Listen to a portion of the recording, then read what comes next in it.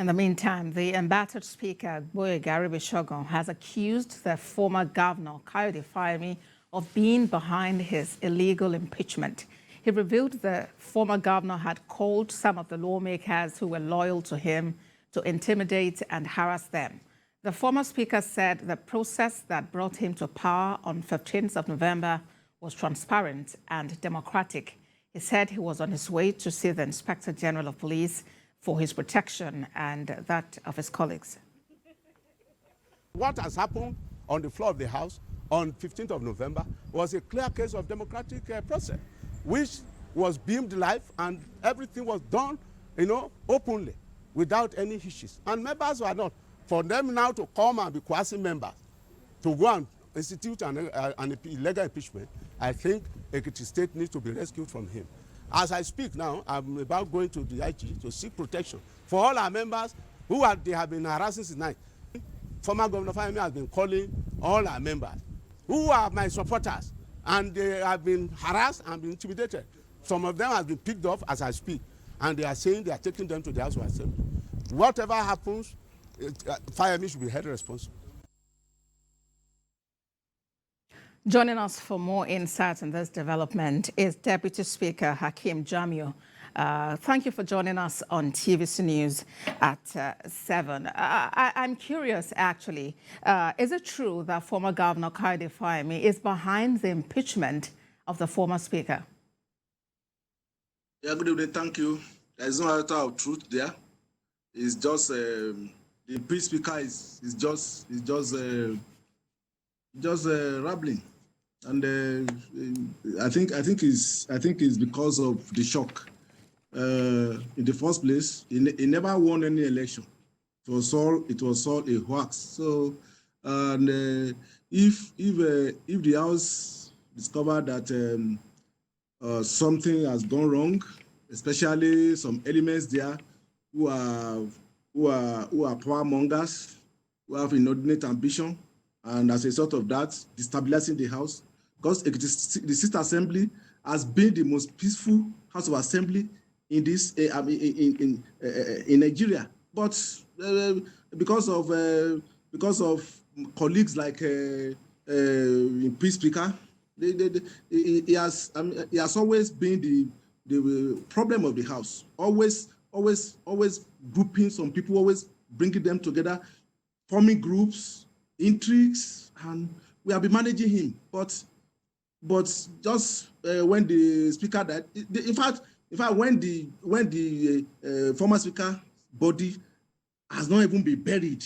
he has started struggling for his position. So all these things that he's saying, I don't know.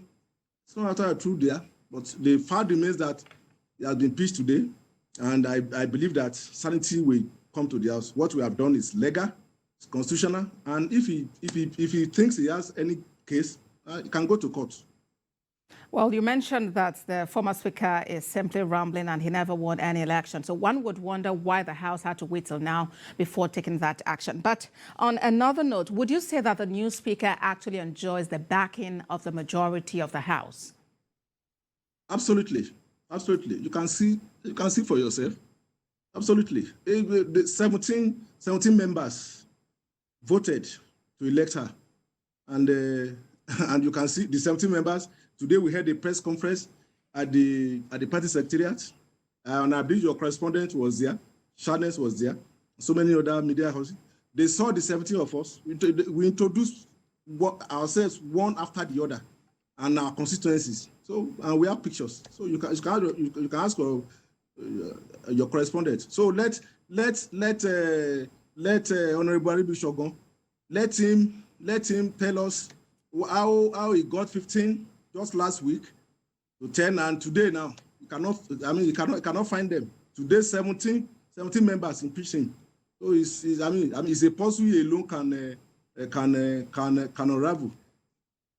Well, let's talk about some other matter now, especially the independence of the legislature, which is in itself an arm of government and which has a role to play. What's your take on the independence of the legislature in Ekiti State, such that it is not a rubber stamp of the executive arm? Our house has never been a rubber stamp. We are very, very independent, and we have been carrying on since 2019 as an independent arm of government. And this could be attested to by the number of bills that we have passed under the leadership of the late speaker. We have passed 89 bills, and the relationship between the executive and legislature have been very, very cordial. And this is not the same thing as being a rubber stamp assembly. As long as the bills that have been passed are for the good of the people.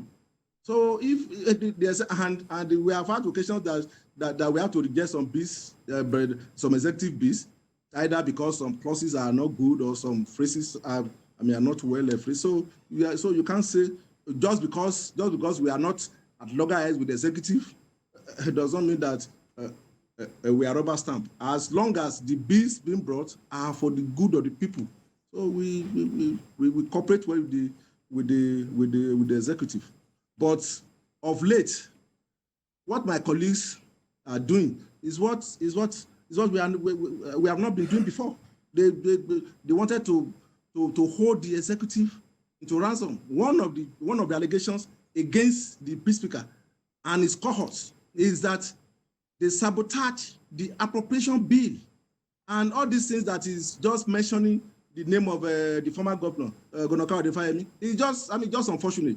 This is the same former governor who rescued him. This same Aribisogan, go and dig into his history. Honorable Jamiu, if I may quickly button, please. You mentioned that he sabotaged the supplementary bill. How exactly do you mean? Oh, yeah. He and his colleagues, about 2 or 3 times, we are supposed to have passed the supplementary budget. They were dropping it for reasons best known to them. And I will have impeached this Thursday myself. I will have impeached because they see me as a stumbling block from extorting the executive arm. So that's it. So that's why they have been stalling the appropriation, and they are working with opposition figures. So and this could not continue because this is a new government that's just settling down, and I won't be a part of that kind of carriage. I will not be. Well, we are making efforts. Anyway, I believe that the action of today is beginning of the sanitization of the House. All right, Honorable Jamiu, we're making efforts to actually speak with the former Speaker, Aribisogan, for more on this, especially for his perspective into all of this. But one thing you mentioned, they said the former Speaker was working with opposition figures. When one is elected into the legislature, you're meant to represent your people and not necessarily to work along party lines. So how would you describe that? We are not working along party lines, but what I understand what I'm saying. If I say he's working with opposition, he knows what I'm talking about. He and his cohorts. No, this is politics. Election is coming. We have cases in court. We are bright with SDP and PDP. All these are realities of politics. So don't let us. We cannot deceive that all these things don't happen. Don't let deceive ourselves that all these things are not happening. They are happening. And the point I was trying to make, why it was happening seriously on Dr. Fayemi, is I said it was unfortunate because this same Dr. Fayemi rescued him.